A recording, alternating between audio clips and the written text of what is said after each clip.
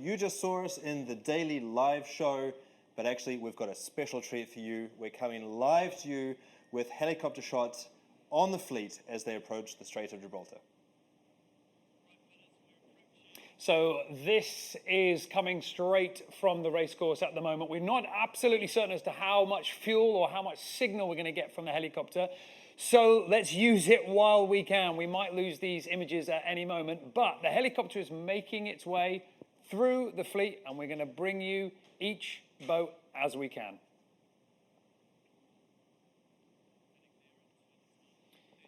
So coming up to the next boat here, we think this is going to be Turn the Tide on Plastic. This is Charlie Enright and this is Turn the Tide on Plastic. Di Cafari's boat at the moment onto the windward side.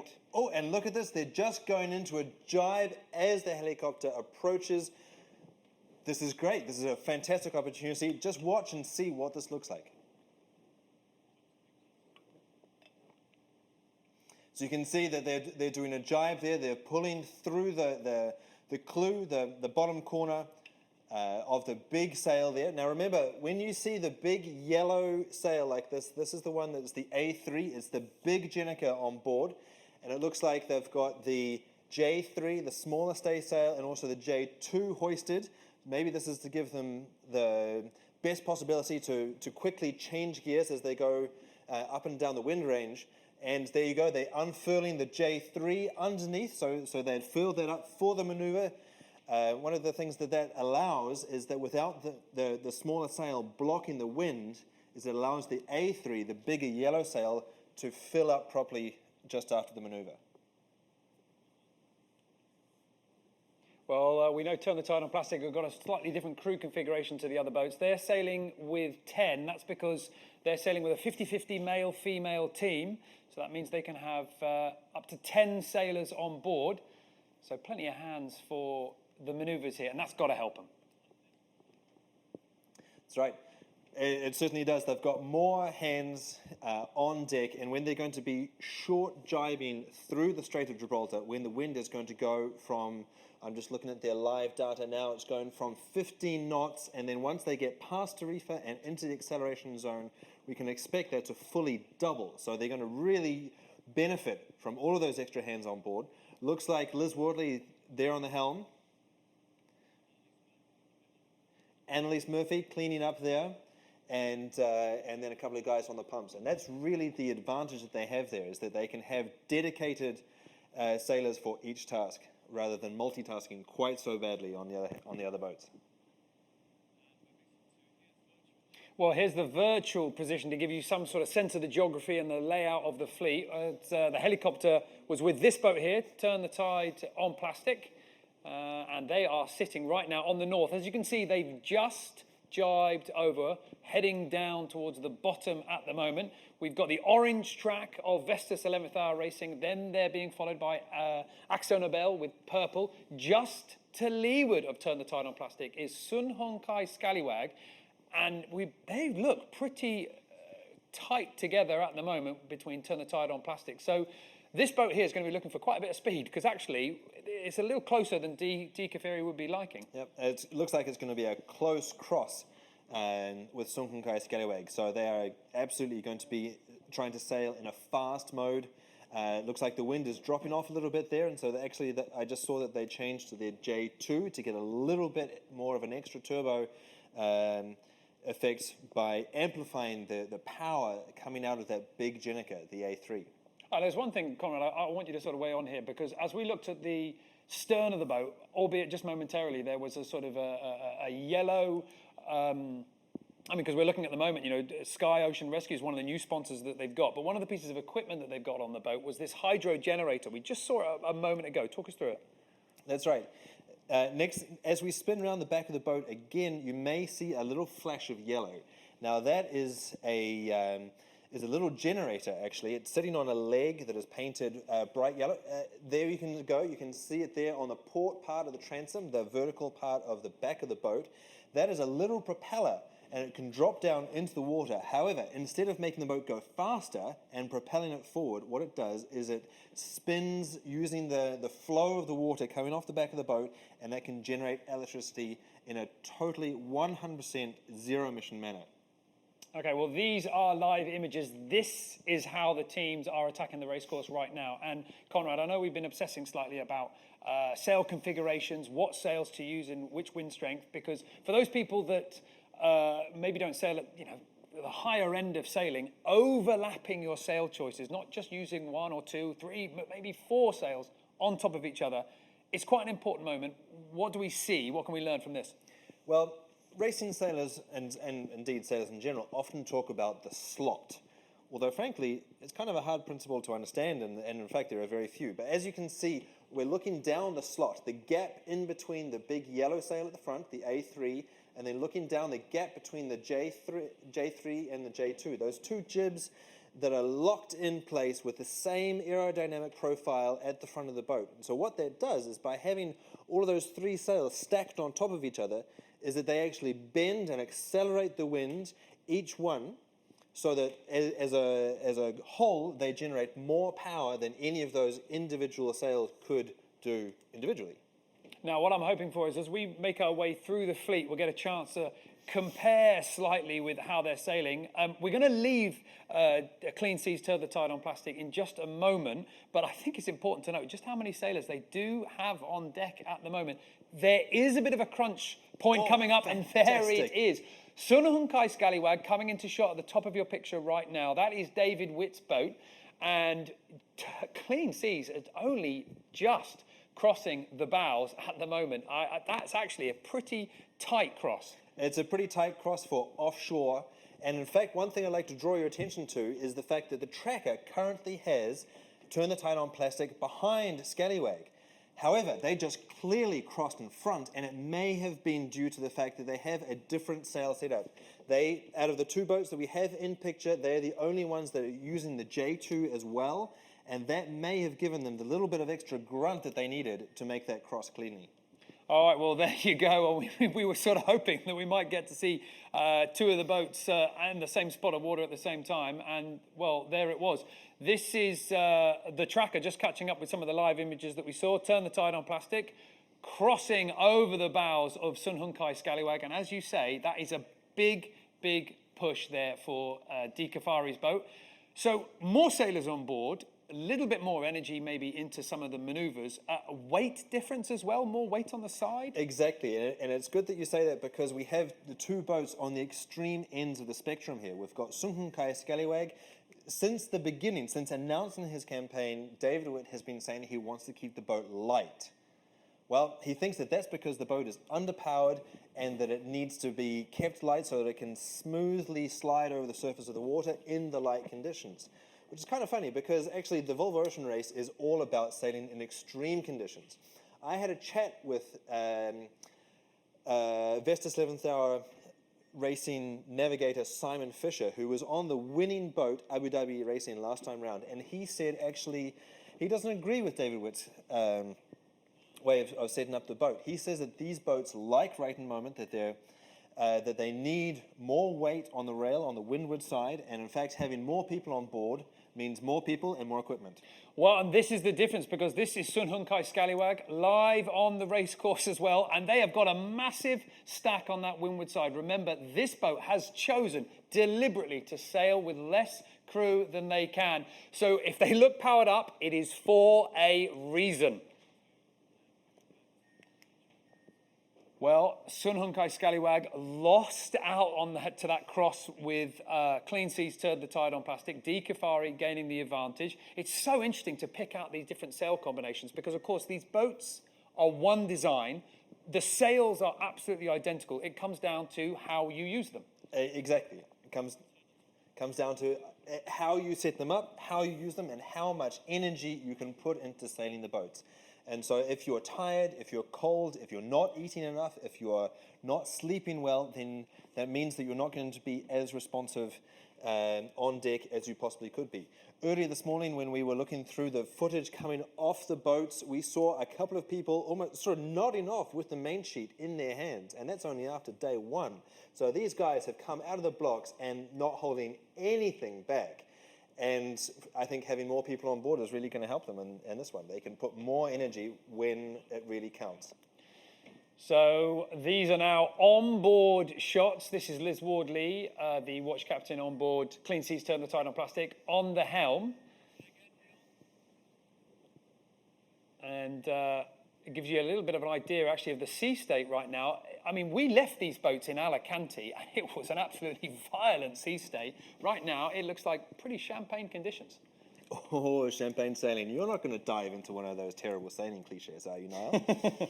Well, it does look a little bit choppy, but these are big boats. They're quite heavy, and they can really power through the little chop that they have there. There's only 15 knots of wind at the moment. And actually, if you look at the tracker now, you can see that they're a long way north of Rumline, and they're almost sort of sailing on the edge of the famous Rock of Gibraltar. And the reason for that is because there's currently a large amount of, well, I said it, current or tide flowing into the Strait of Gibraltar. And so the reason that they're so far north is because they're tucked in out of the way of that current, so they're using the power of the wind, and they're not being held up by the flow of the water coming back the other way. And we're just seeing at the moment just a little bit of movement on board, a bit of a bucket going from the back to the front. We don't really need to talk about that right now. But one thing I do want to get your thoughts on here, Conrad, because this is something that we see quite a lot. On the left-hand side of that picture, it almost looks like it's coming out of Liz Wardley's hip, is the outrigger, the black pole coming up to the windward side. They've got one on the leeward side as well. Just explain the system there. Well, what that is there for is to push the active sheet out away from the side of the boat. What that does is it effectively lengthens the boat by diverting the angle away from the side of the boat. Is that it's almost as if the boat is lengthened, and it opens up the sheeting angle, and thus as a result it opens up the angle of the sail itself. And so that makes the sail, particularly when sailing off the wind or when the wind is behind them at the moment, just looking at the live data, we can see that they're sailing at 130 degrees, so it's a broad reach for most people, but it's pretty much downwind in these conditions. What that does is it allows that big yellow sail, the A3, to have a really tight profile, really aerodynamic, and still allows them to get lots of power out of the sail without sheeting on too much and closing it off. So if you look at the tracker again, you can see that Vestas 11th Hour Racing have tacked north again, basically straight into the Bay of Gibraltar. And again, the reason for that is what I was explaining earlier, is that they have strong tidal flow against them, flowing from the Atlantic down the Gibraltar Strait into the Mediterranean, and that could be up to 3 knots of current against them. And so that's why everybody is playing that northern shore at the moment. All right, well, we're going to stay with these boats as long as we can, but we're not exactly certain how much signal we're going to have with the helicopter and with the sort of following the fleet right now. The reason that we're getting lucky and the reason why we can bring you this little extra treat is because this is the moment in the race course where the fleet are compressing and are coming together. So it's just in range of the land and also close enough to each other. So a chance for the sailors to see what's going on and a chance for us to see as well. So fellas, just say we're going to sit on virtual for a moment, okay? Here we go. This shit. No, it isn't. I know, I'm waiting for it to come around.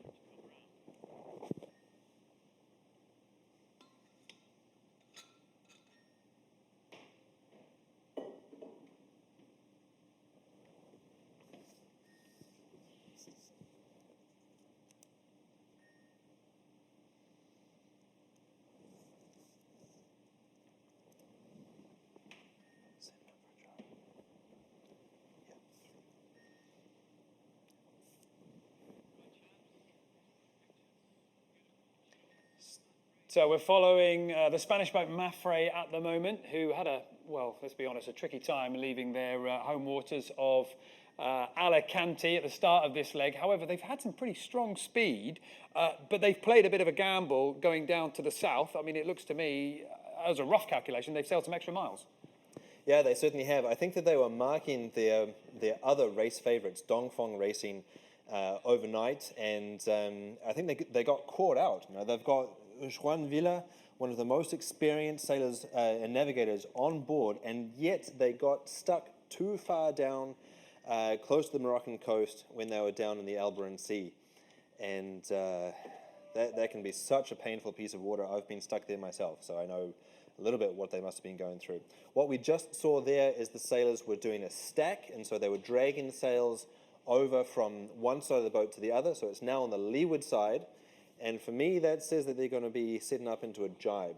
They're setting up for a maneuver now, so let's sit by and watch them. They're absolutely setting up for a manoeuvre here because they've all come onto the pumps as well. On the helm at the moment, we've got Pablo Arati, the watch captain. Now they're turning through the jibe. So the outriggers at the back, the black poles, already ready, and you can see it's starting to take the load of the A3 as it comes on. So we've got 6 people at the moment on the deck grinding. In amongst them, Xabi Fernandez, the double Olympic medalist, as the skipper of the team. Not somebody who likes to take the helm too often. Feels his strength is lying a little bit more into the middle of the boat. And there is one of the key men of the race at the moment. We've got Blair Tuke, the America's Cup winner and Olympic gold medalist in the 49er, working with Sophie Zizek, who was on Team SCA last year. Rob Greenhouse in the mix as well. And this is a team that's got some pretty big names, pretty big powerhouses. Big powerhouses, and you're talking about Rob Greenhouse at the right time there. If you look at the Facebook page for the Volvo Ocean race, just before the race started, they set up a photo shoot in the gym here in Alicante, and man, he's in his mid-40s now, but that guy is ripped. I wish that I had the arms that he does. Interesting too to see the fact that these guys in their jibe, they just banged it through and they didn't furl away their J3, unlike the maneuver that we saw with Turn the Tide on Plastic with Di Cafari as the skipper. Given the fact that there's a lot more experience on board this boat, I think they just feel a little bit more comfortable banging through those maneuvers and not setting up with as much effort as Dee with her sort of team of rookies, really. And for those people that want to get a little bit geeky and are really sort of obsessed about the best ways to get the speed out of the Volvo Ocean 65, Turn the Tide on Plastic, still the only boat that we've seen so far using both the J3 and J2. Exactly, sharp eyes there. So Mapfre at the moment flying away as they get their boat onto the other jibe and settling down. We are going to continue to stay with the fleet just as long as we can as they make their way along the racecourse for leg 1.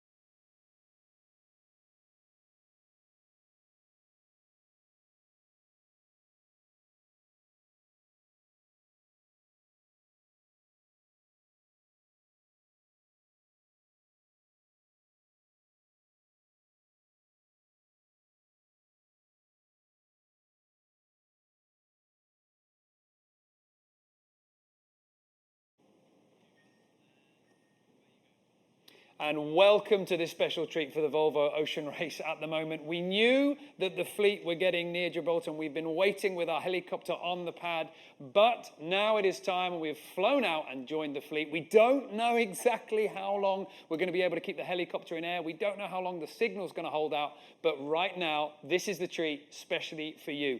We've been checking in with Kafari on board Clean Seas, Turn the Tide on Plastic, just as they made that impressive cross with Sun Hunkai's Scallywag, David Witt, just losing out. Now we're with Mapfre, the Spanish boat, the big hitter in this year's Volvo Ocean Race. At the moment, struggling slightly in the field. And shortly, we're going to be making our way through and try and check in with just about as many boats as we can.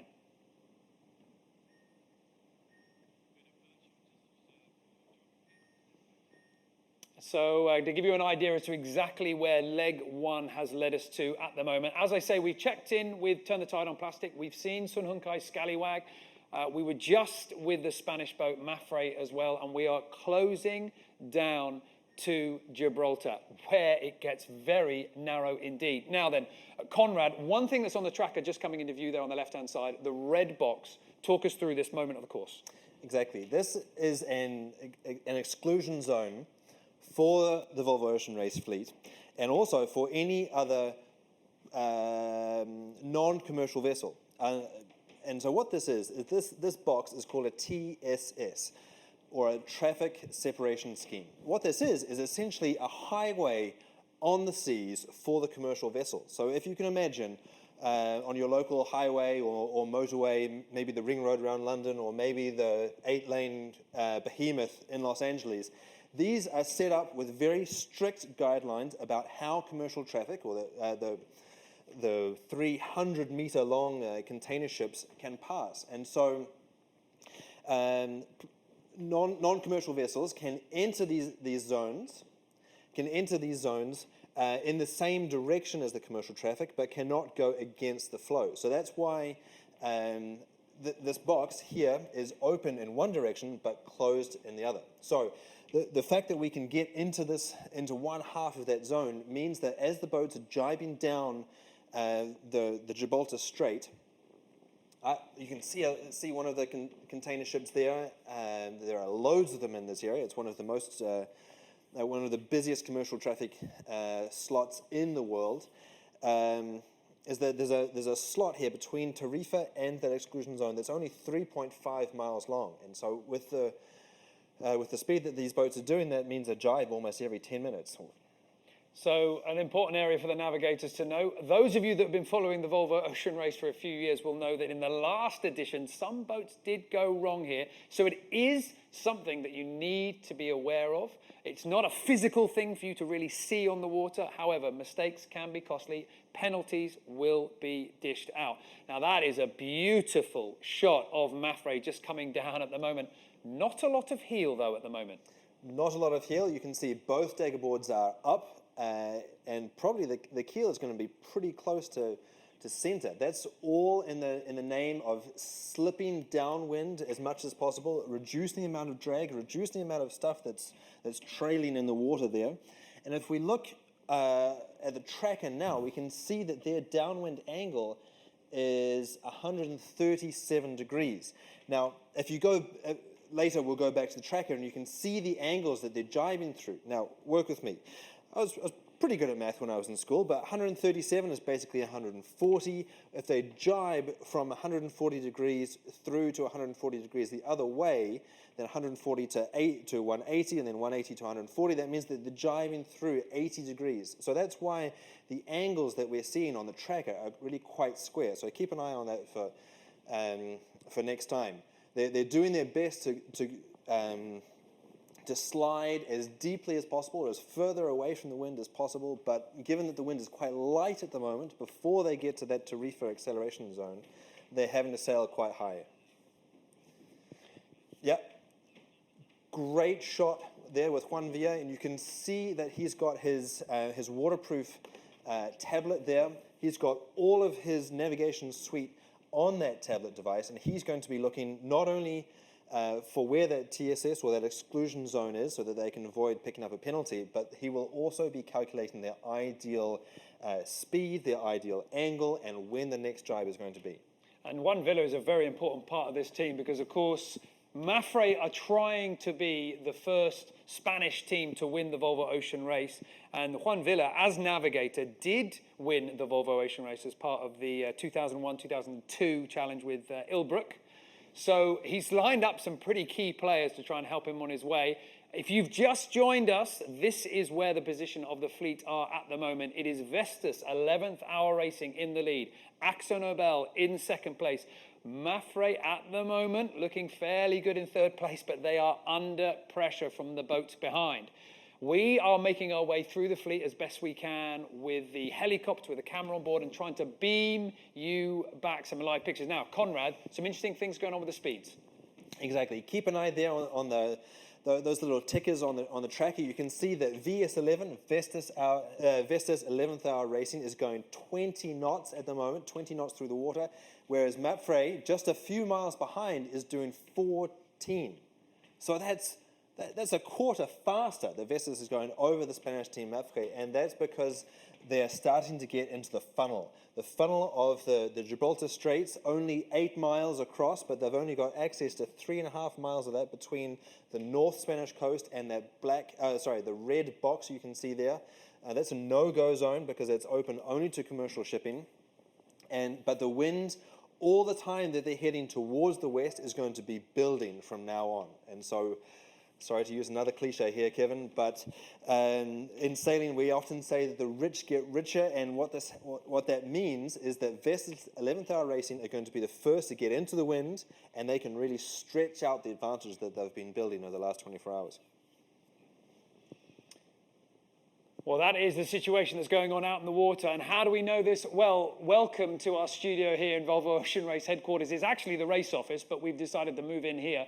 And behind me, there is an absolutely enormous video wall with live information coming in. We're not actually allowed to give you all the information, but this is a bit of a summary. So this is some of the more juicy bits that we've sort of picked out. We've got the distance sailed over the last 24 hours. Some surprising differences there. But Conrad, what's screaming out at you at the moment?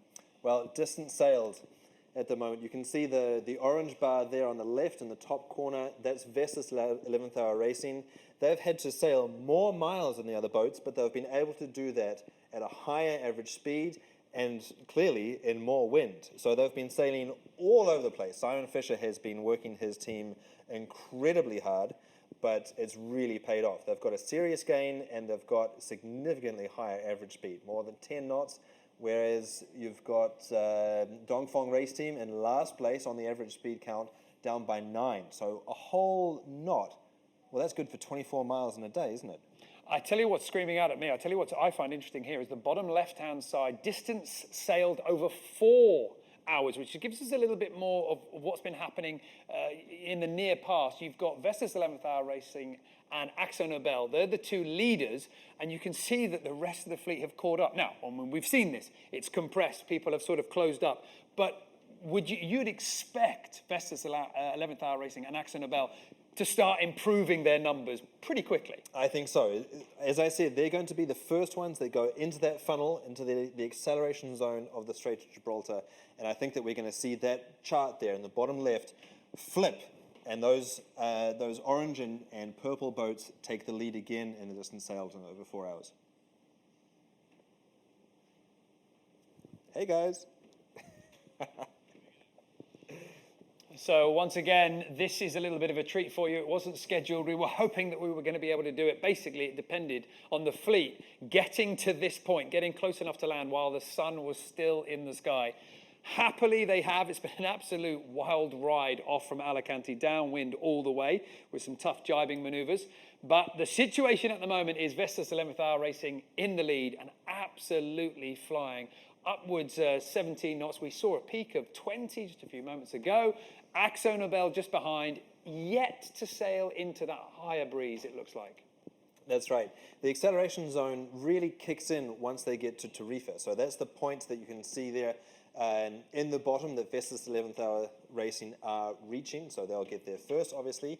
Keep an eye on AkzoNobel. They're approaching the point that Vestas put in that little jog up to the north. As I said earlier, that's to get out of the countercurrent flow of all of the water that's rushing from the Atlantic into the Mediterranean.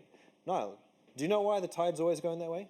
Do you know what? I know so little about what's going on here, but I'll tell you something that might help us to explain it a little bit. Let's have a look at some more data that's coming in, because there's an interesting split that's going on in the fleet with Vestas 11th Hour Racing. They're in the lead right now. We've got Dongfeng Race Team struggling uncharacteristically towards the back of the fleet. That's where the computer has them at the moment. So these are just direct comparisons between the two. Now, I think distance sailed over the last 4 hours, Dongfeng Race Team, a higher distance sailed over the last 4 hours. That's the compression that we've been talking about. Average speed over the last 24 hours, Vestas 11th Hour Racing. I mean, the stats really, apart from the compression, just shows on what good form Charlie Enright and Mark Towell are.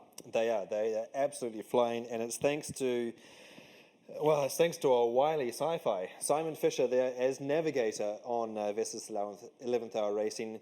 I was listening into to an audio file that they sent in off the boat earlier today. He said that he was feeling, a little bit tender, a little bit uncertain about jibing off into Cabo de Gata, which in fact is the move that put them into the lead. And it looks like he was concerned about that move, but he had the guts to pull it off, and it's put them into great shape. And as you can see, they've stayed in better pressure all the way through the last 24 hours, and their average speed is really 10% higher than that of Charles and Pascal on the Red Boat. And we've seen some pretty good sailing. We've seen some iffy sailing, shall we say, or at least some sailing that was fairly sort of close to the edge in the early stages of the competition. We've seen some damages. We've seen the stanchion go on Mapfre very early on in the leg. We know that they've been having to repair a winch. We've got the sail damage on Sun Hung Kai Scallywag fixed now, we're sort of led to believe. All sorted. However, a bit of a distraction. We know that Brunel had to do a dive for something on their keel. So everybody's had their fair share of problems. Who's impressed you? Who do you think's attacked the last sort of 6 hours in the right way? Well, for me, maybe it's not very courageous of my part because they're in the lead. But for me, the people that have really impressed me are Vestas 11th Hour Racing. And that's because, not even us, but them within the top 2 or top 3 of the picks. Typically, all of the pundits have been saying that it's been Mapfre coming back in the top of the form guide, followed closely behind with Dongfeng Race Team and Brunel and Bauer Becking there. It's funny how Brunel and Bauer Becking, that goes along nicely, so keep an eye on that.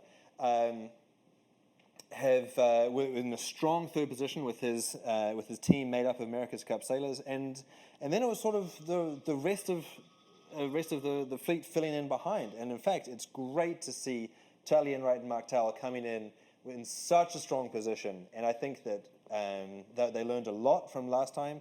They notably won the last leg of the last race, and so finished the last race in a great position, really on a high, and they're capitalizing upon that now. Well, just take a look at your screens at the moment and notice the boat in the middle. AkzoNobel, this is a boat that drew a lot of attention, not all of it that they wanted leading into this race with last-minute crew changes. However, there they are sailing right next to the rock. These are live images coming from the helicopter. We've been searching for the last few boats, AkzoNobel included, but now what a beautiful shot as the fleet come through. And it's quite a rare moment in a lot of offshore sailing. They can see the land so close, but ahead of them, there are a lot of miles to go in the wide open sea. AkzoNobel right now, though, they look pretty comfortable. That's right. Just yesterday, they had the crowd of Alicante and their screams of encouragement ringing in their ears. They've had 24 hours of peace and quiet out there on the ocean, but now, they were sent another helicopter to keep an eye on them. And you're right, Niall. For these ocean races, it's rare to see the coastline, to have these local effects, such as the one that they used to such great benefit, by Cabo de Gata, that put them in second place, just in behind Vestas 11th Hour Racing. And so they kind of need to be jack of all trades. They need to be capable of dealing with these ocean-going trucks, really heavy boats. You can see them stacking there, trying to get every last ounce of power out of their brand new Volvo Ocean 65. And then they also need to be able to sail these boats like pure regatta dinghies almost, dealing with local effects and sea breezes and night breezes, and it's incredible. They had to be incredibly diverse and very capable sailors. Well, I mean, if you've missed some of the drama that's been bubbling here with AkzoNobel, I mean, if you're a fan of this team, you're going to be very, very pleased with the fact that they're actually on the race course and sailing well, because in the last, the few hours building up to the start of the race yesterday, there were some big movements. We had Brad Jackson, because it was Simeon Team Point as skipper, then it was Brad Jackson. We had Brad Jackson off the boat, Jules Slater off the boat, Jocko Signori off the boat. And so with all those three off and Simeon Team Point back on, I mean, everybody involved here is a very capable sailor. But when you break up the dynamic of a team like that, it's not ideal. However, right now, I mean, they are absolutely flying. They're showing the other teams who have got, haven't had these distractions, actually how to race these boats. And interestingly, Conrad, I want to get your thoughts on this. Apologies, viewers, if I want to get technical here, but I see a masthead code 0. The big sail at the front is not the downwind A3. That's the first boat that we've seen on these live images. I agree. The sharp eye there, nicely done. Typically, it is the yellow sail that is not painted as much, which is the downwind sail. That's the one's called the A3. They're using the sail here for broad reaching. So it's a little bit flatter in shape. It's a little bit smaller in surface area, but it's more adaptable. And I think that as the wind builds, as they approach Tarifa, that's really going to allow them to hang on to this bigger sail. So maybe what they're planning on is, instead of changing from the A3 to the fractional, which we may see as their boats approach Tarifa and that real acceleration zone, they may be hoping that they can hang on to one sail all the way through. That means less sail. Actually, I'm going to walk that back. I can see that we've got Brad Ferrand, the Kiwi bowman there. He's clipping in the tack of a new sail. So it looks like they are setting up for a sail change, just in case that the wind builds so much that they do need to make a change. Well, absolutely agonizing to just have a momentary dropout of signal there, but we are going to come back to AkzoNobel. We are going to stay with the fleet just about as long as we can. But, Conrad, this is a massive confidence boost to this team. I mean, if they were doubting themselves when they were leaving the dock, there's no reason to doubt themselves now. Well, it's incredible. They had such a kerfuffle before they left the dock. They didn't know who was going to be on board, who was going to be in charge, and now they're sailing with people that they've never sailed with before. They notably stole one of the sailors from Sunkunkai Scallywag at the last moment. And then they got rid of the three most experienced people on board the boat. And so I think what we're seeing now is that Simeon Tienpont has something to prove, and he's here showing everybody how it's done. Well, now another treat for you. This is the on-board shot of Vestas 11th Hour Racing. Now, as this is coming to us live from the ocean, the quality is not quite sharp enough to tell exactly who's who on that boat. But right now, there's quite a few people up on deck, quite a lot of body weight at the back of the boat. And I'm looking up in the top right-hand corner, and I'm wondering whether I can see a reef. Exactly that. You can see the folds sitting on top of the mainsail, just in the top right. On top of the boom, just on the top right of your camera there. They absolutely have a reef in their mainsail, and I would be willing to bet that they've got the fro, or the fractional code 0, which is used for sailing downwind in fresh conditions. I reckon that that's what Brad Ferrand was setting up for the sail change on AkzoNobel, just when we lost sight of them. Hopefully the helicopter is right now making the change from AkzoNobel to Vestas, our leader on the water. And if you look at the tracker, which is I've been keeping a sharp eye on, we can see that right now they're doing more than 18 knots, and actually surfing is up to 25. And so they are blazing as the wind is increasing as they approach Tarifa. And it's interesting, Vestas 11th Hour Racing, sailing with a reef, sailing with obviously a different sail configuration. As we go back to AkzoNobel, they are about to hit the breeze that Charlie Enright and Mark Towell's team is in. So it's no surprise to see a little bit of movement on the bow. Brad Farad up on the front at the moment. We've seen this team sailing in the early hours of the racing today with just 3, maybe 4 members on the deck. Remember, they are down 1 sailor. They are allowed to take 9, but they went to sea yesterday with only 8 on board. So that's going to put a little bit of pressure. But coming up very shortly, they're going to be hit with the breeze, and they need to be ready for it. Exactly. I've sailed through the Strait of Gibraltar almost a dozen times in my career, and this place is amazing. It's almost as if when they sail through the strait, it's like an on-off switch, that they arrive, you can be sailing downwind in 12 to 15 knots, big spinnaker, full main, having a wonderful time of your life, and then, poof, it comes on like a switch, like somebody just turned on a mega fan. And then, well, it's all hands to the action stations. You have to take down those bigger sails, you have to put up the smaller ones, which thankfully they're looking ahead, and they're preparing that already, and having less people on board is going to really pay dividends by thinking ahead. So we have got helicopter images coming to you live at the moment of AkzoNobel. We've got onboards with Vestas 11th Hour Racing. Both boats are sailing through the Strait of Gibraltar, and at the moment, slightly different breeze. We've got AkzoNobel, looks to me like they're setting themselves up for a jibe. That would follow what we're seeing with Vestas 11th Hour Racing, who are already on the other jibe, the wind hitting the boat from the other side. So AkzoNobel having an absolutely fantastic opening leg of this year's Volvo Ocean Race, getting themselves set up for a jibe here. They've still got the codes are up. Meanwhile, these are onboard images coming from Vestas 11th Hour. And a moment ago, I was saying that the sea state was pretty flat as we were at the back of the fleet, but at the front, it's a bit more punishing. That's right. Now we've got the wind increasing, so naturally when the wind increases, the waves increase. But remember, they're getting funnels down into the middle of the channel here. I think they're going to be putting in a jibe shortly because you don't want to approach the coast too much.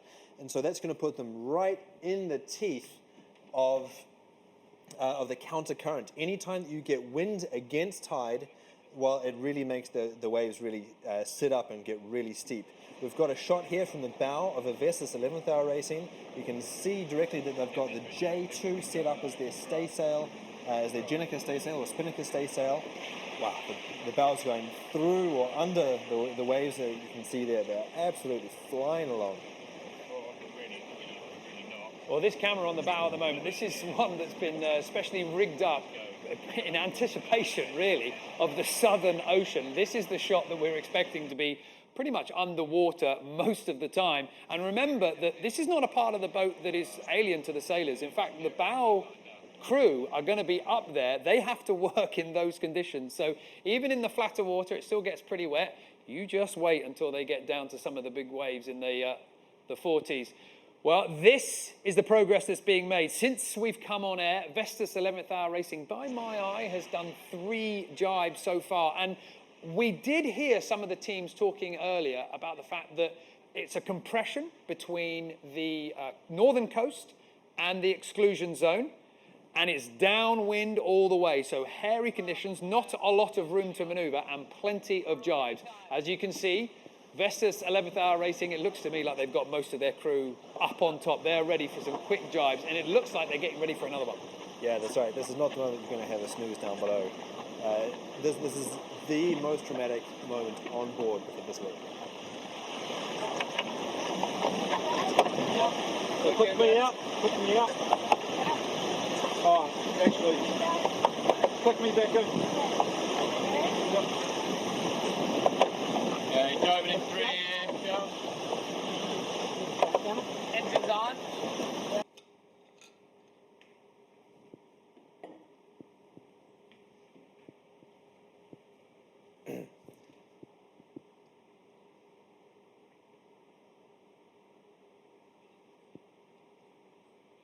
Well, we've just lost the audio momentarily from Vestas 11th Hour Racing, but I'm pretty glad that we haven't lost the signal because we're just waiting for them here to go through a jibe.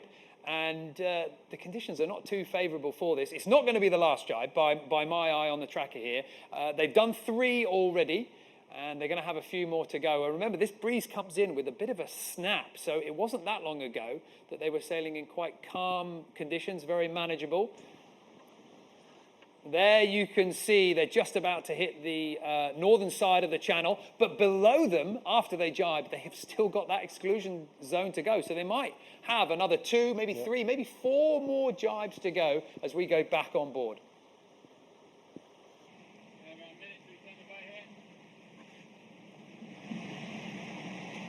Nice and clean.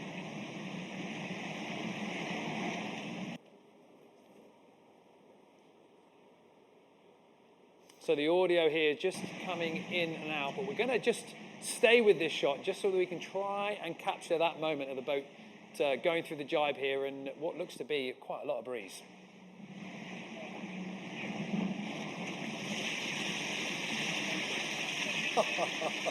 I hope they brought plenty of soap because those boys and girls out there are having a shower at the moment. Lots of spray coming over the bow. You can see there it's a pretty salty lens at the moment. That just speaks to the fact that this boat has been doused in spray for hours and hours. And in between the salt crystals, you can see land on the horizon just as it catches, as the video is dropping out here. I think they might be going into the jibe. I saw the bowman recently up on the bow clearing the new sheet, so we'll see if the boat spins.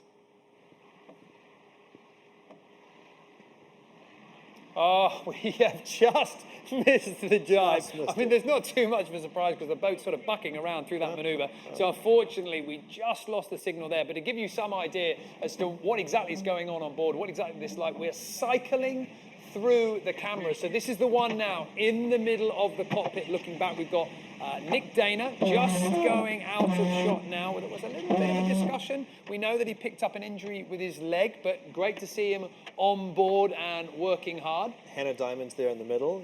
A recent replacement. She was a sort of last minute, got the job at the last minute because she did the medical training. Jenna Hansen was off the boat because they had the last minute crew change because Phil Harmer hurt himself in one of the last training sessions on board in the gym just before the start, and unfortunately really had to shuffle everything around.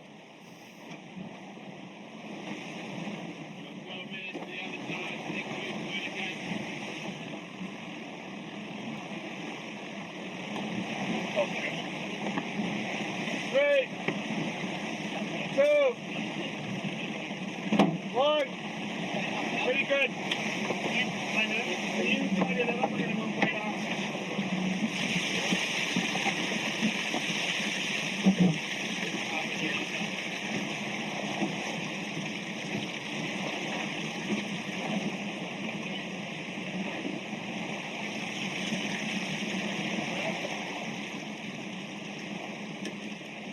About 10 minutes for another one, okay?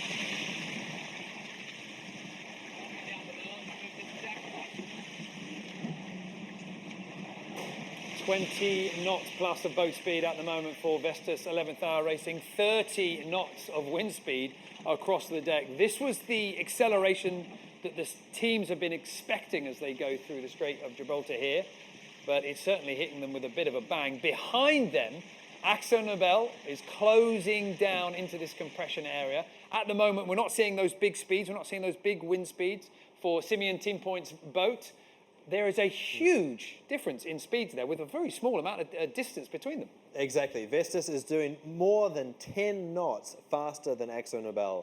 And I know it's a terrible cliche in sailing jargon, but they talk about the rich getting richer. And just to explain that cliche so that we can put it to bed and stop using it, it just means that the first boat to get into the breeze stretches out, puts those extra miles into the boats behind, and then when the boats behind finally touch that breeze again, well, they're not going to be going any faster than the boat in front. And so you make that difference by touching the wind first, and then you keep that advantage. You lock it in. You can see there again, still maintaining that 10 knot difference. So imagine if they were able to keep that difference for 24 hours. They're not able to, but just imagine. that would be 250-mile lead. Amazing. So this is absolutely the money moment for Vestas 11th Hour Racing. Well, they're certainly having to work for it, and for the first time, I can't see all the crew in front of the camera. There was one or two just coming back up to the left-hand side. Wait to the back, wait to the windward side, because nosediving, it can't be too far away in these conditions. Exactly, and actually that's why thinking ahead is so important when going through the Strait of Gibraltar. It's not at this point that you would want to be caught by surprise by this acceleration. It's not at this moment that you would be physically able to furl up another sail and work safely on the foredeck to drop a big sail if you didn't think ahead. So ocean racing is often about taking preventative measures, thinking a long way down the racetrack so that you can do those sail changes and those maneuvers safely, get the sails stacked up, get the people back off the front of the boat and back into the safe zone before things get wild and hairy. Looking at the tracker now, you can see that narrow channel just 3.5 miles wide between the point of Tarifa that they're approaching now and the exclusion zone there, the red box. That red box is going to be full of 300-meter long or 900 feet long container ships coming the other way at 20 knots. And so that is an absolute no-go zone. And so the navigator, Simon Fisher, is going to be on board with his waterproof tablet in the cockpit, watching for that zone and giving his team plenty of room, plenty of notice before they have to come back in. And goodness me, there they have it. I had forecasted that they might have been on the fractional Jenica, but they're pretty gutsy call there. They're on the biggest Jenica and the J2 staysail, and with just one reef in the main. So there's no surprise that they are absolutely flying. And this is a huge moment here for the ambitions of Charlie Enright and Mark Tao, the co-founders of the team, because in the last Volvo Ocean race, they just got pushed back into 5th place in the overall standings after a tie was broken between them and Mapfre.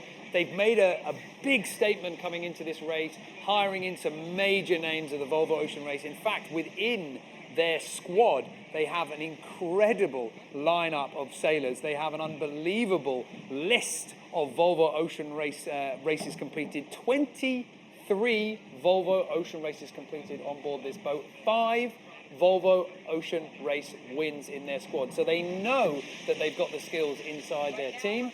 Right now, they are absolutely turning it on because they're not holding back. Like you say here, Conrad, they've selected some big sails. Yeah, they've definitely got the big gear on, and as you say, they've got the experience to hang on to it, at least for now. Tony Mutter, who has been around the world just so many times, he knows he went through the generation of the Volvo 70s. Those were absolute machines. And now in the Volvo 65s, they require a little bit more finesse, a little bit more of a delicate hand on a helm and the way you set them up. But look at it, just plowing through the waves there. Everybody standing right at the back of the boat, trying to get the bow, there we go, the bow up out of the water. Just incredible. Such spectacular images. And this is some big speeds that we're seeing here from Vestas 11th Hour Racing. 20 knots plus, I believe I saw it peak at around about 23 knots. And I mean, what point are you hoping on the boat? I know it's making you go fast, but there must be a part of your brain that's thinking, okay, come on, let's just ease off a little bit just so we can kind of calm down, because they can't be that far away from another jibe. They're not that far away from a jibe, but given the experience on board that you were just citing, they know that they can hang on to the stuff. And so we may see them furl away the J2 before they go into the jibe, and then just focus on the big sail. At least that's what I would recommend. But having been there in their shoes, I know what this feels like, and it is amazing. You're there, it's a bit of a white knuckle grip on the helm, bit of a sort of forced grin, but they are going to be absolutely loving this right now. This is the kind of sailing that they have been dreaming about for the past 9 months as they have been preparing for this. They've done 2 transatlantic races in preparation. They've done the miles on the boat. They know what this feels like, and now they can actually put this into place on the race course. This must be amazing. They must be so thrilled. Well, if you've just joined us, we are bringing you live images as the fleet currently on leg one, the first leg of this edition of the Volvo Ocean Racer, sailing through the Strait of Gibraltar. Vestas, 11th hour racing. We've got the helicopter shot from the right. We've got the onboard view on the left, and they are absolutely flying. Speed above 20 knots, and they are hoping to just keep extending over the field.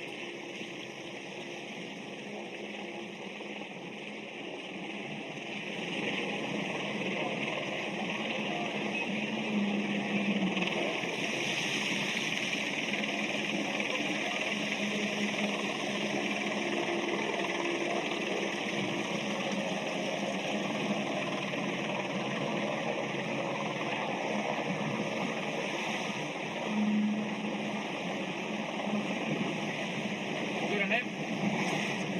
Good.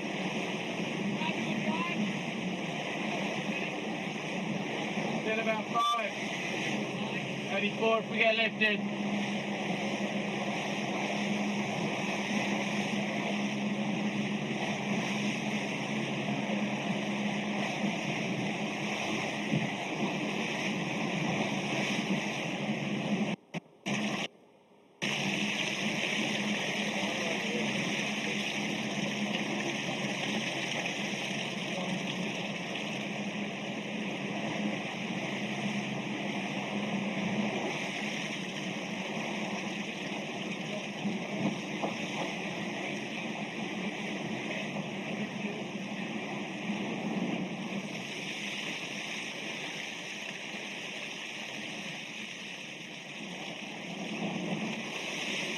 Well, it's not every day that you see a sailboat pushed by the wind overtake a cargo ship. That is amazing. Such spectacular images. Look at the way that the boat is surfing each and every one of those waves, those very pointy waves that I was telling you about earlier, with the current going one way and the wind going the other. That's hard work on the helm, but I can't quite see who it is, but whoever it is doing a spectacular job. What I was telling you about earlier about these highways or these motorways for the cargo ships, they are allowed inside the lane going westward with the traffic, and so that's why we just saw Vestas 11th hour racing mixing it up with it does look like Mark Tell. Hawaiian surfer, he knows how to play the waves to their maximum benefit as they just incredibly overtake that massive cargo ship in the middle of the Strait of Gibraltar.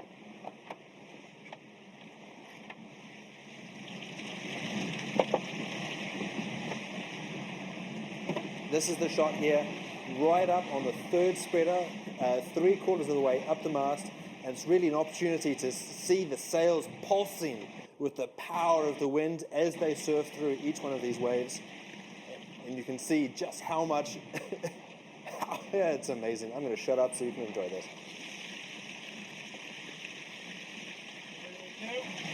Good 230, good job.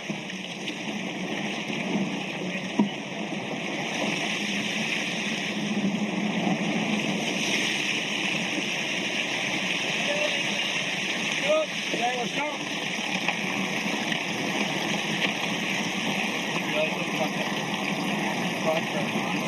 Good. Good. One. Good. See this? Two. That's my kid. Get reasonable deep. Yes, take it off. Yeah. That's my plan. Wait for the right wind. Yep, test the winch. Yep. Nice and clean guys. So there, as they go into a maneuver and they're just approaching the edge of the exclusion zone, and they've filled away the J2, and there on the yellow jersey, the yellow smock top on the back corner of the boat, you can see James Blake, Sir Peter Blake's son, who grew up hearing legends of this race, now has the opportunity not only to live them for himself, but also to capture them for you, the audience at home, so you can share these amazing moments. He's made quite the name for himself as a nature documentary film producer, and well, I don't think that he's worked with some wild animals like this like the crew on board Vestas 11th Hour Racing before.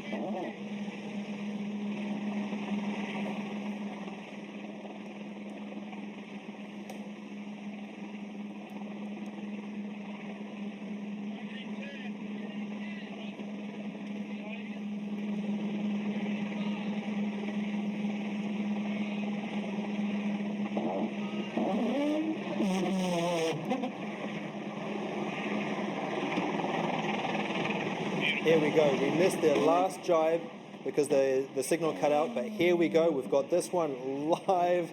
They're doing an outside jibe, which means that the clue passes around the front of the forestay in high breeze like this. When you've got lots of wind, that's the safer option.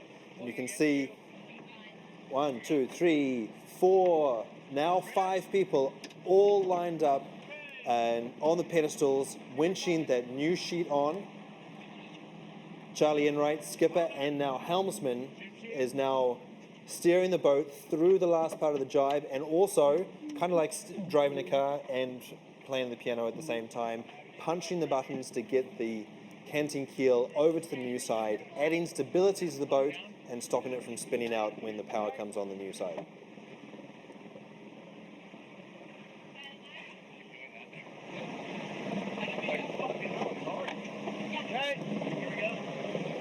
Couple more drives to come as they are now approaching the narrowest part of the Strait of Gibraltar, unfurling again the J2, so that extra staysail giving more power now that they're through the maneuver. Now they can optimize both their course and their trim and their sail selection for this, so they can continue extending their advantage on the fleet.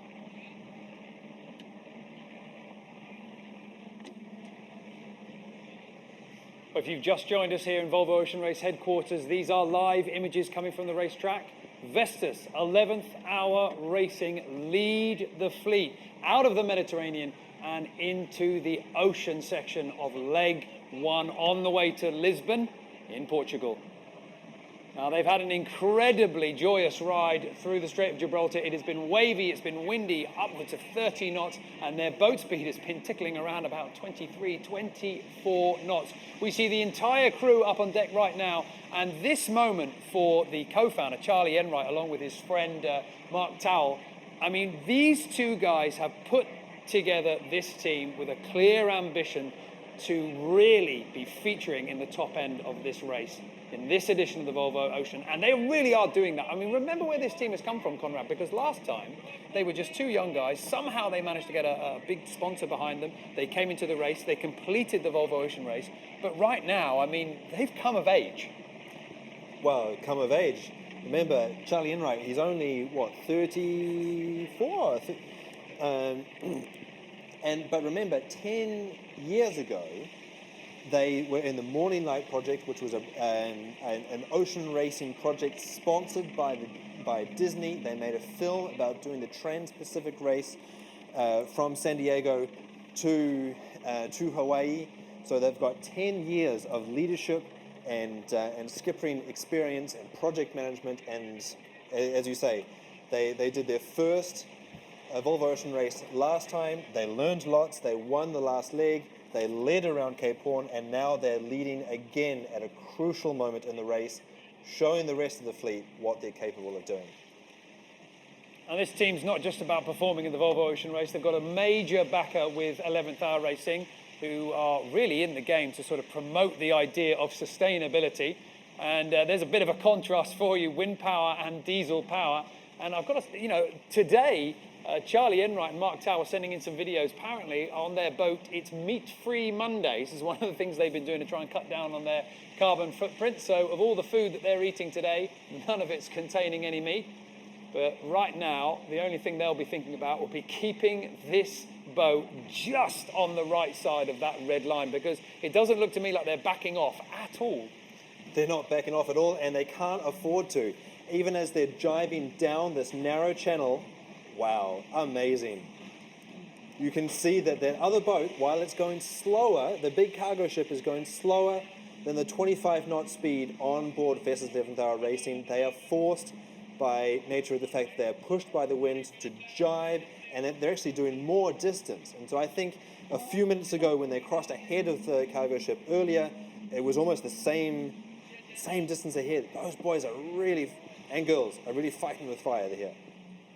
That's just quite an incredible moment here, because we talk about doing an ocean race and you think about wide open space, but right now the entire fleet is having to deal with a very compact bottleneck, as you described it this morning, and it's certainly not free of traffic. Vestas 11th Hour Racing crossing the bows of that boat closer than some others would do. Let's just describe it at that. But as you can see on the tracker, Charlie Enright and Mark Towell now have a little bit of space in front of them. They are shortly going to be doing what might just be the last jibe before really laying it down to the ocean proper. Behind them, they've got AkzoNobel, but the last 30 minutes or so has really been all about this boat. They've got the big breeze, they've got the following seas, and they are using it to the best of their advantage. All the crew up on deck, everyone back on that top right corner, and they are working hard, and it is certainly showing. A few nervous looks behind there as they check out the progress of that cargo ship right in behind them. As you can see all of the spray coming over the boat from the bow. They're getting absolutely, well, perfect timing there, absolutely drenched from the top. But as they've been charging down this narrow channel, dicing with the cargo ships, I'm sure that they're drenched from the inside with the cold sweat dripping down the back of their neck as they hang on for dear life. The fact that we've got a sail there on the port aft quarter deck, just in behind the steering wheel or the helm on the port side, I think that means that they've got more jibes to come, otherwise they would have brought that sail across. But basically, when they're sailing deep downwinds like they are now, 140 degrees true, just having weight at the back of the boat is more important than from side to side.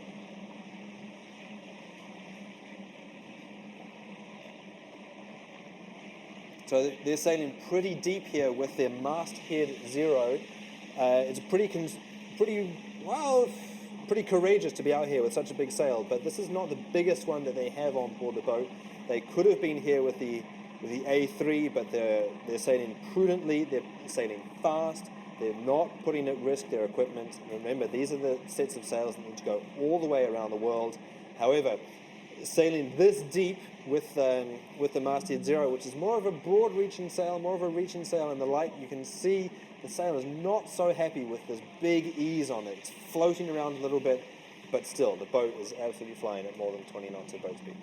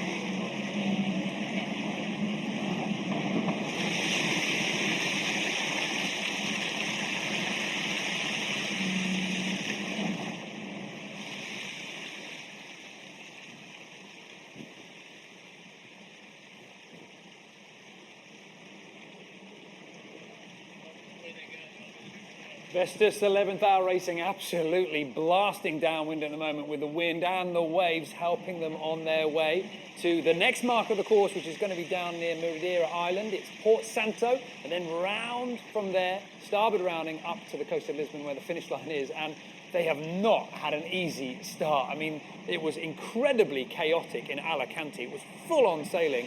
They've had a little bit of a chance just to catch their breath, and then as soon as they do, they're straight into it again as we go through the straight here. Well, they've been working hard, particularly the navigator and skipper Charlie Enright.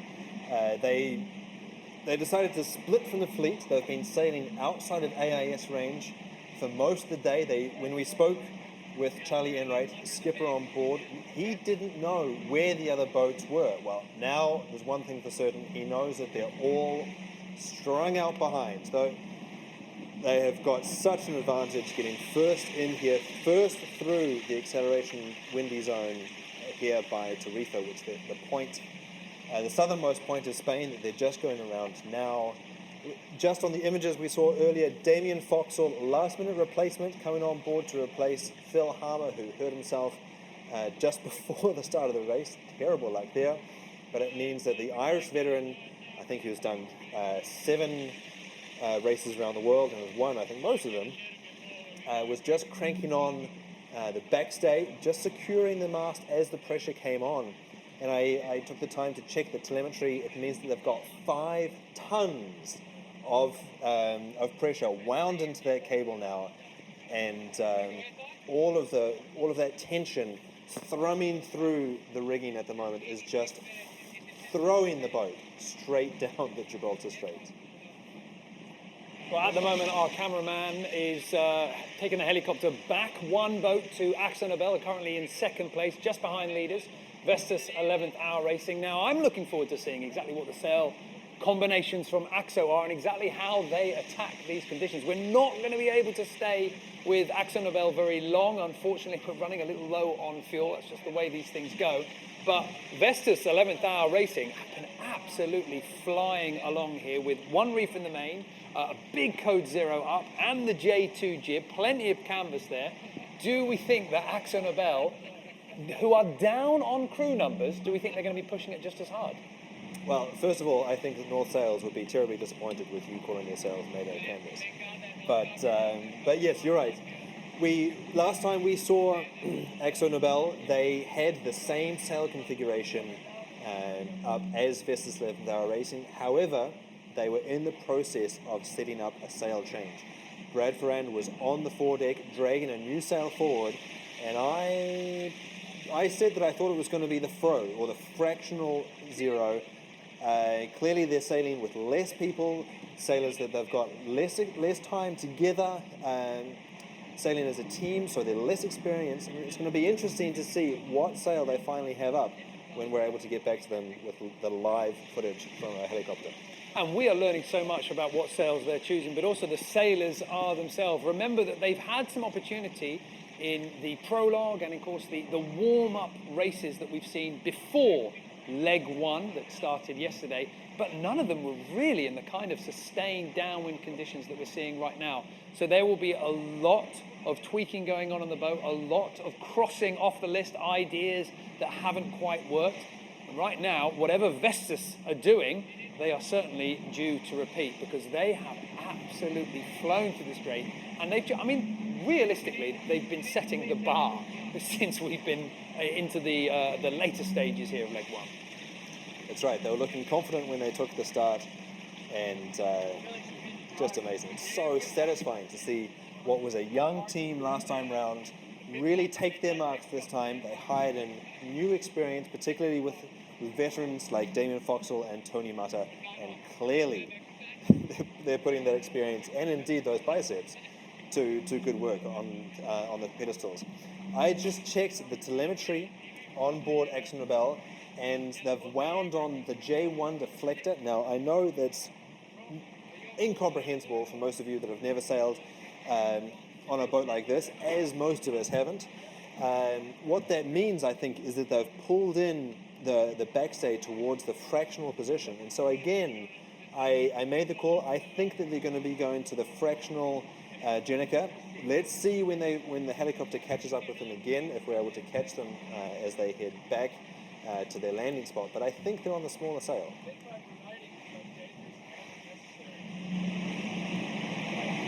You know, how they can knife? Just go right up. Anderson 360. He's going to give you an anchor to 360. Yeah. You need to get that guy in front of the water.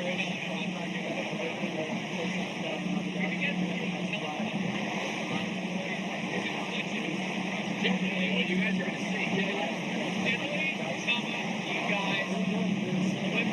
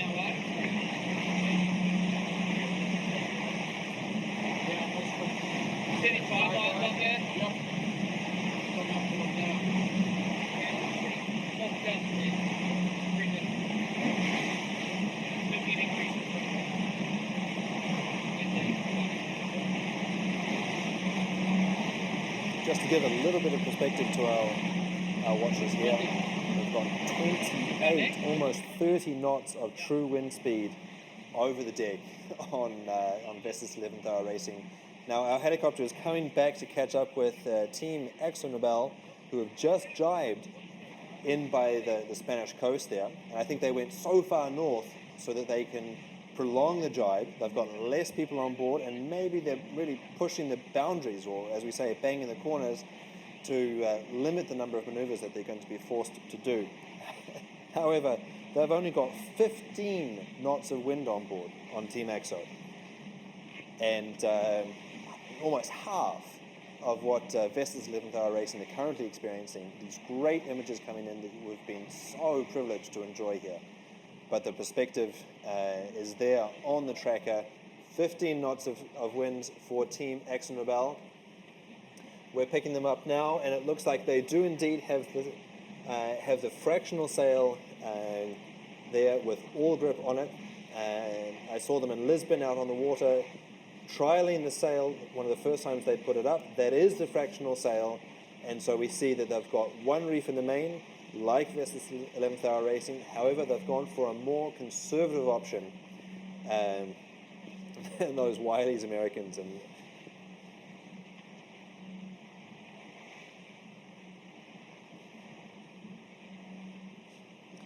however, when it comes to sailing offshore on these kind of surfing boats, it's not as simple to say that the boat with less sail area goes slower. You can see very dramatic shots of the boat surfing and then diving into the waves.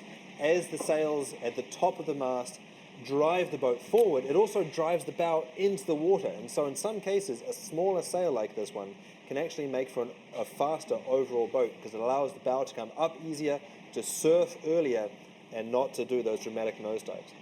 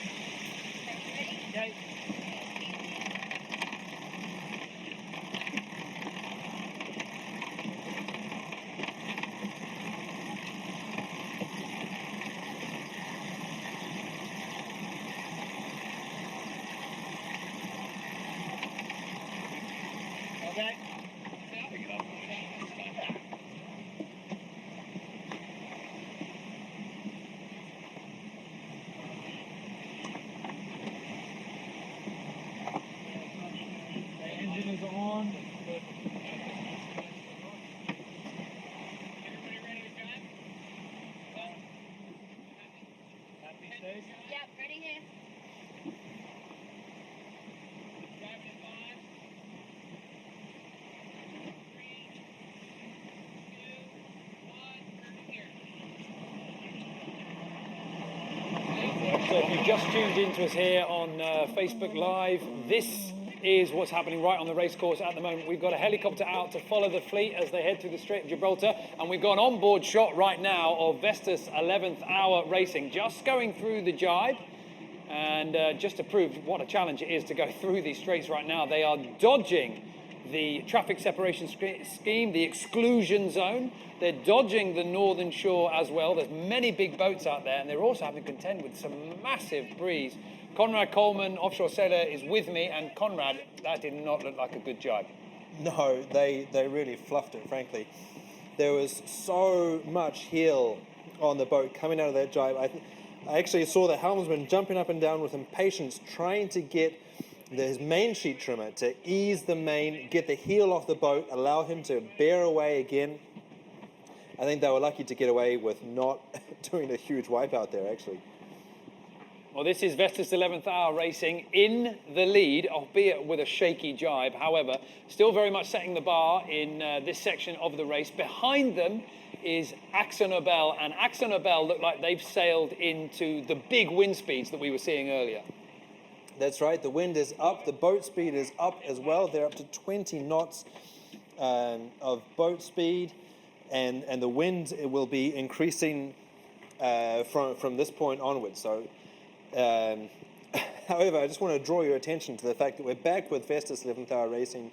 Everybody is on the pedestal, winding hard. I think that coming out of that jibe, they gave themselves a bit of a scare, a big ease on that masthead zero, the big Jenniker, the powerhouse of this boat at the moment, the big sail at the front of the boat. And just a few seconds ago, we saw the clew of the sail, or the aft corner, flapping around listlessly. And so that's proof of the fact that the boat had bared away from the wind, was basically dead downwind. They had doing a massive ease on that in the middle of a panic. And now they're having to do a long wind on the winches, everybody on the pedestals, to try and sheet that sail back in and accelerate the boat again. They had been doing almost 25 knots as they went into that jibe. They came out of it doing 9. Well, we are unfortunately set to leave the fleet as they continue their way down to the Madeira Islands and then on to the finish line in Lisbon. This is the position of the fleet at the moment, with the Vestas 11th Hour Racing absolutely flying away and leading the boats at the moment. AkzoNobel in second. Mapfre, the Spanish boat, the bookies' favourite after the prologue, at the moment in third place with quite a few boats tight behind. Turn the Tide on plastic, performing well with a big attack from Sun Hunkai Scallywag. And then another 2 major teams, Team Brunel and Dongfeng Race Team, at the back for now. Well, it's been a little bit of a treat what we've brought you here, and the boats are going to continue on their way on leg 1. We have got a full lap of the southern side of Spain and Portugal with a dip down to Madeira Islands to go. A lot more miles, a lot more racing, a lot more tactical options for this team, because the next stage of this race is going to be out into the ocean, and that does mean some big decisions for the navigators and some big decisions for the crew. I'm sure the last few moments will be happily forgotten by the teams once they're through the Straits of Gibraltar, because the breeze has been incredibly punishing. Vestas 11th Hour Racing has showed us just how hard it can be with a bit of a shaky jibe towards the end, and the number of jibes that they've had to do in order to get through that narrowing of the racetrack has been quite phenomenal. I think by my count we've got up 5, 6, something like that for Vestas 11th Hour Racing. I mean, that's pretty tough for any of these boats to sail through, really. They're working hard, and the pressure is on them at the moment to maintain the standard that they've been able to achieve throughout the Albaran Sea. They broke away, and their courage was rewarded. They took the lead of the race, and now 1, 2, 3, 4, 5, 6 jibes now, and they are working really hard, but the payoff is there. The race is theirs to lose, really. Let's see what happens. Well, we hope you enjoyed this little bit of a treat. It was something we were hoping to bring you, and thankfully the boats got within range of our helicopter before the sun went away. Now, sadly, the helicopter fuel is drained and the sun is going down. So if you want to keep up with the race, you'll have to go onto the tracker when the updates are there. And join us tomorrow morning at 700 UTC Universal Time, where we'll give you the quick fix and then a more in-depth daily live look at the race at 1300 UTC. We'll see you tomorrow.